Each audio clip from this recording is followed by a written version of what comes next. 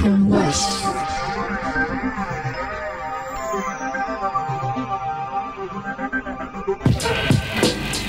I had a dream.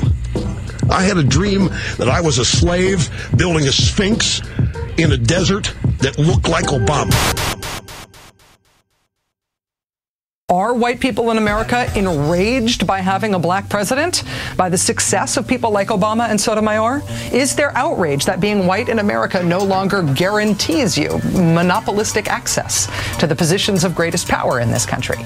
There must be some, certainly, but whether or not this race-baiting political tactic succeeds in the 2000s depends on whether there's enough of that kind of tappable white outrage out there to compensate for how bad it makes these guys look to be seen spewing this kind of overt racial invective.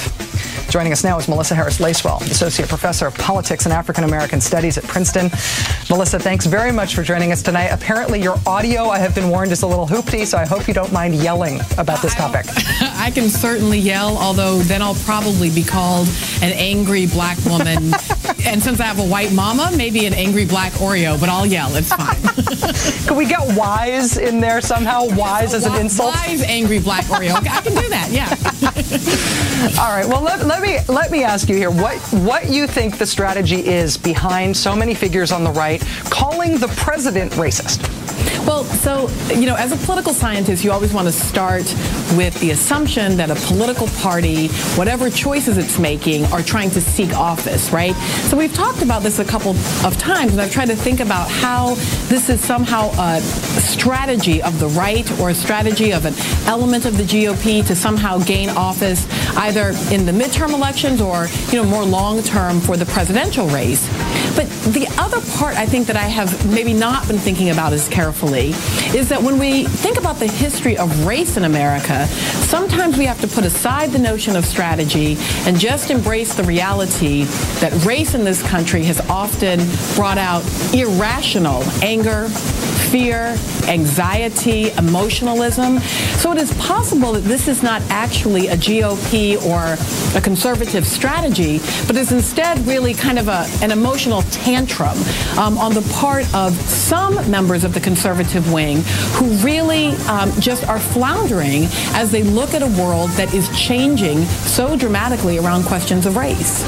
I am with you to the I guess I could say I was with you on it being an irrational tantrum until I started to see the same very specific tactic used in very different venues about very different subjects. This idea of the person who is not white being the problem racist, being used against Sotomayor, being used in so much of the discourse about the Gates arrest, being used against the president now, inexplicably unrelated to any policy issue, but just as a free-floating critique of the president. And it does make me wonder about this as an overt political strategy. And if it is one, do you think it's right to sort of use a white outrage-o-meter to try to measure tappable white outrage to decide whether or not it's going to work as a strategy?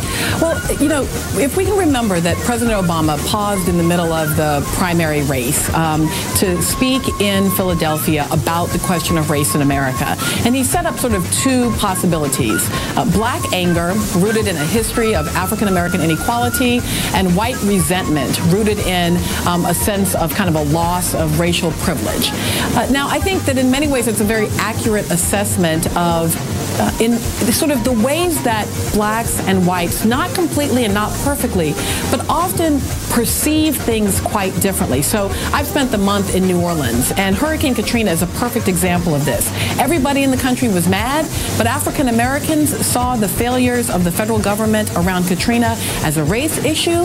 White Americans who were still angry about the failures of the government saw it primarily as a bureaucratic issue rather than a race issue. So here you had these two groups with very different perspectives.